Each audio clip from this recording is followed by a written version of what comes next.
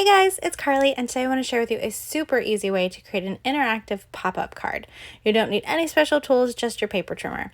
And I think these cards look especially cute with little critters like the bear from the Essentials by Ellen All Inside set. So to start with, on this card, I'm going to do a little bit of masking. So I've got a piece of masking paper, and I'm going to take this little candy corn stamp, and I'm going to stamp it on that masking paper. Now when I'm stamping my masks, I always use permanent ink because I figure I'm going to be handling them a lot. I don't want to have any ink smear that transfers to my project, which, I've probably done a million times before I figured out this little tip. So I thought I would share it with you. Now next I just need to cut out my masks, and fussy cutting is really not my strong suit. So I just grab my best non-serrated scissors and just try to cut like right down the middle of that stamped line. Now before I stamp the candy corn on this card panel, I want to stamp my sentiment so that I get the spacing correctly. And I'm using just part of the stamp sentiment. Now I could take my scissors and do some stamp surgery and cut that stamp apart, but in case I want it together later to make the spacing easy, I'm just going to mask off part of the stamp. So I'm putting a piece of purple tape directly on my stamp so that it covers the part I don't want inked. Then I'm going to ink up my stamp, and then I can just pull that tape off and stamp down onto my cardstock, and I will only get the little part of the sentiment that I want. So it worked out perfect.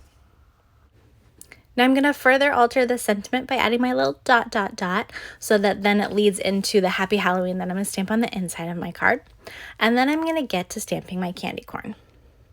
I'm using a Copic friendly ink and just kind of creating like a cascade of falling candy down the front of my card. Once I've stamped the first layer, I can take some of those masks and place them over the ones I've stamped, and then stamp some more candy corn, and it looks like it's kind of coming behind it and that I have, overlapping candy just to give it a little bit of dimension. Now I have to tell you, after I made this card front and stamped all that candy corn on there, I actually didn't like it.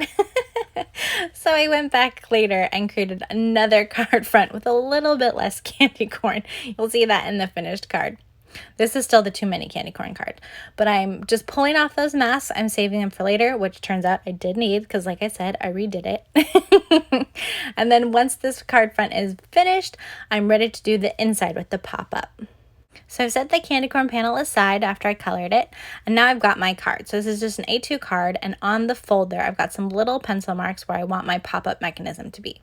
Then I'm just taking my trimmer and carefully cutting down about an inch where those marks are.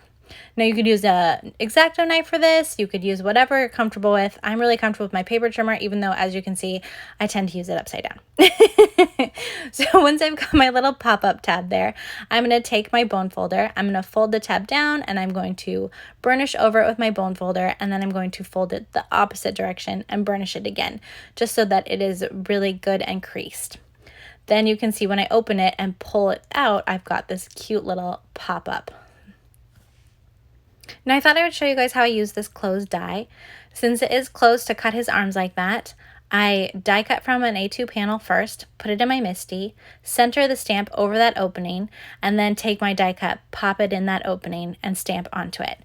This way I got all my spacing correct, and also I can do a whole bunch of bears at a time. Just keep popping those die cuts in my MISTI, stamping, and then putting in the next one.